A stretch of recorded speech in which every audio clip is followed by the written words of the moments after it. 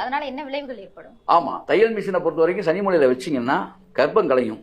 சனிமொழியில வச்சா அப்புறம் தேவையில்லாம சண்டை சச்சரவு வந்துகிட்டே இருக்கும் வீட்டுல.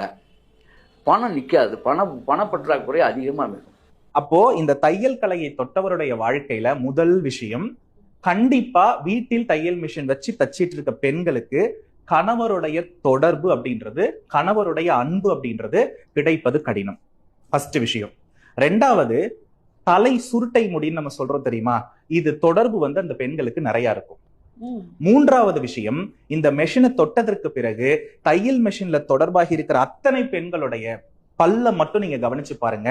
பல்களில் அதிக இடைவெளி அல்லது பல் சீரற்ற அமைப்பில் இருத்தல் அல்லது பல் சொத்தையாக இருத்தல் உறுதியாக இருக்கும். மூணாவது, அதீதமான தெய்வ வழிபாடு, எந்த உறவுகளோடும் ஒத்து போகாத நிலை. தையல் மிஷின் ஒரு வீட்டுல ஒரு பெண் போட்டு தைக்கிறான்னா அந்த வீட்டுக்காரர் அந்த பெண்ணோட